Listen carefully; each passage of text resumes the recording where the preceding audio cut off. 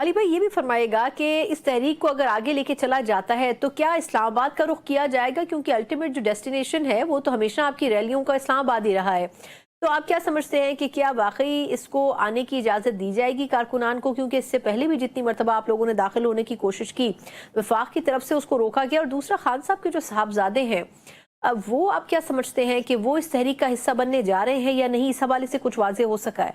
जहाँ तक इस्लामाबाद आने का है तो जितनी मेरी अभी तक मालूमात हैं तो पार्टी लीडरशिप ने या खान साहब ने अभी तक इस्लामाबाद की तो कोई कॉल नहीं दी, क्योंकि इस बार जो डायरेक्शन है वो यही है कि हर जगह यानी हर सूबे में और हर इलाके में अपना अपना एक मजबूत तगड़ा एहतजाज हो और उससे फिर तहरीक आगे चलाई जाए।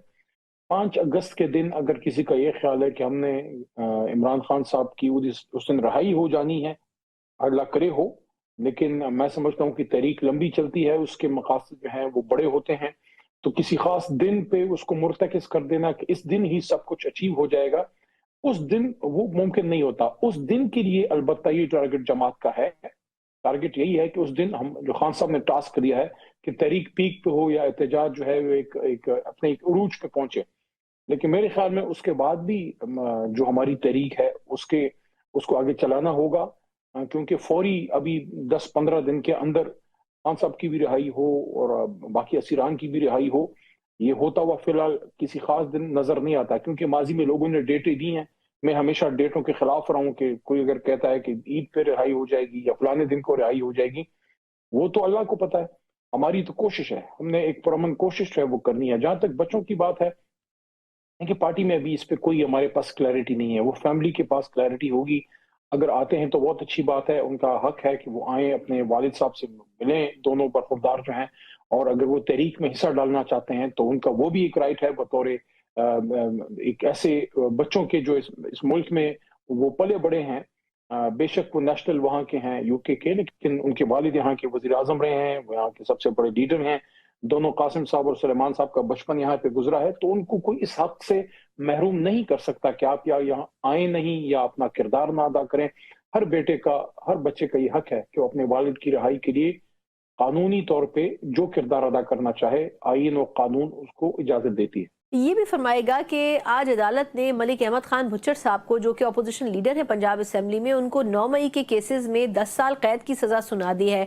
आप इस फैसले की टाइमिंग को कैसे देख रहे हैं वैसे? देखिए, टाइमिंग तो अहम है, क्योंकि कल सेनेट का इलेक्शन हुआ है और एक तरफ हालांकि मुज़ाकरात स्टार्ट नहीं हुए, लेकिन एक तरफ अभी महीना भी शायद नहीं हुआ, 20 दिन हुए होंगे। बजट सेशन के दौरान शहबाज शरीफ साहब हमारे चेयरमैन बैरिस्टर गौहर साहब के पास आए और उनको मुज़ाकरात की दावत दी। हमारी तरफ से कबूल हुई नहीं हुई वो एक अलहदा डिबेट है, लेकिन एक तरफ आप मुज़ाकरात की दावत देते हैं, दूसरी तरफ अपोजिशन लीडर पंजाब, और सिर्फ अहमद खान साहब नहीं है, बच्चर साहब नहीं है, बल्कि अहमद चट्टा साहब हैं, हामिद नासिर चट्टा साहब के बरखुरदार, जो बड़ा नाम है पंजाब की पाकिस्तान की सियासत का, और वो हमारे एमएनए हैं, उनके बेटे हैं अहमद साहब।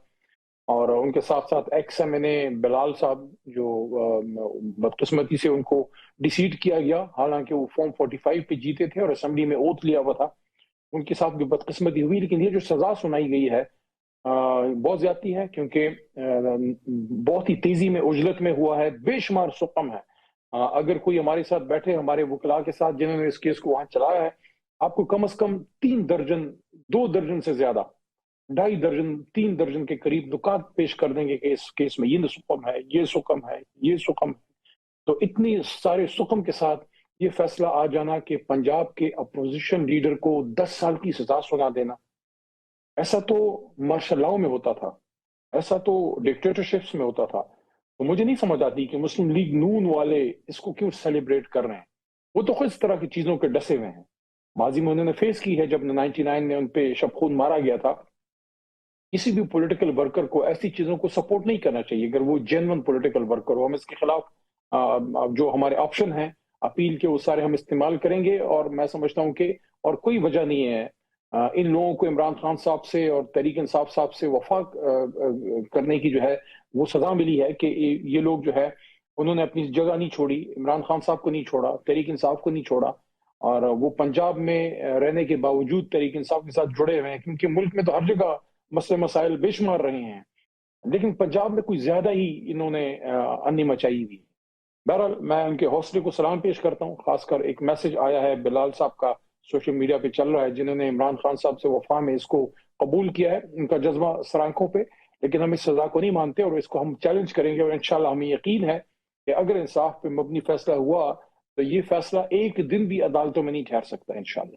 یہ بتائے گا کہ جو پنجاب اسمبلی کے آپ کے 26 اراکین ہیں ان کو بھی بیسکلی تو بحال کر دیا گیا ہے اپنی پوزیشن پر واپس، لیکن آپ کیا سمجھتے ہیں کہ ان کے اوپر کیسز ابھی بھی موجود ہیں؟ کیا یہ وقتی بحالی ہے یا کہیں بھی مشکل مرحلے پہ دوبارہ ان کو ڈسمس کیا جا سکتا ہے؟ نہیں، دونوں کو تو ملانا ہی نہیں چاہیے، وہ تو روٹین کا ایک معاملہ ہے. اسمبلی کے اندر احتجاج ہوتے رہتے ہیں، ہمارے دور میں بھی ہوئے، ان کے دور میں بھی ہو رہے ہیں، ہمارے دور میں بھی لوگ معطل ہوئے، ان کے دور میں بھی معطل ہو رہے ہیں. حالانکہ ہونا نہیں چاہیے. اسمبلی کے فلور پہ میں اس بات کے حق میں نہیں ہوں، گالم گلوچ کہیں بھی نہیں ہونی چاہیے، چاہے ہم کریں چاہے وہ کریں. لیکن احتجاج پہ اسمبلی سے آپ ان کو برخاست ہی کر دیں، اسمبلی میں داخلہ بھی بند کر دیں، اور پھر ان کی ریفرنس بھیج دیں کہ ان کو آپ کس بنیاد پہ آپ ان کو ڈی سیٹ کروانا چاہتے ہیں. تو اگر یہ فیصلہ ہوا ہے کہ وہ واپس ان کو پنجاب اسمبلی میں اجازت ملی ہے، وہ ان کا حق ہے، ان پہ کسی کا احسان نہیں ہے. لیکن اس فیصلے کو میں خوشائند سمجھتا ہوں. جمہوریت میں احتجاج ہوتا ہے اور برداشت کرنا چاہیے، حکومتوں کو برداشت کرنا چاہیے، ہمیں بھی برداشت کرنا چاہیے، اوروں کو بھی. اگر پختونخوا میں ہمارے خلاف ہوتا ہے ہمیں بھی برداشت کرنا چاہیے.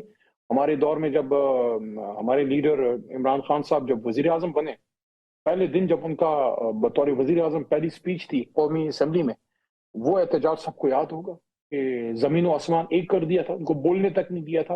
اور اس احتجاج کا کہ ایک سٹنگ وزیر اعظم کو پہلے دن آپ سپیچ ہی نہ کرنے دیں، یہ کیسے کوئی کر سکتا ہے؟ اس کے اثرات پھر اس جمہوریت نے فیل کیے. وہ فضا جو مقتدر ہوئی، جو خراب ہوئی، وہ پھر چلتی رہی 3.5 پونے 4 سال. اور لیکن ہم نے کسی کو معطل نہیں کیا تھا اس پہ، ہم نے کسی کے خلاف ریفرنس نہیں بھیجا تھا. ہم بھیج سکتے تھے، ہم نے نہیں بھیجا تھا. تو یہ چیزیں نہیں ہونی چاہیے. جمہوریت میں احتجاج ہوتا ہے، حکومتوں کو برداشت کرنا چاہیے. یہ فرمائے گا کہ خیبر پختونخوا میں جو ٹکٹوں کی تقسیم کے اوپر سینٹ کے مسائل پیدا ہوئے تھے، آپ کے ارکان آپ کی جماعت کے ناراض تھے لیڈرشپ سے، خاص طور سے گنڈا پور صاحب سے.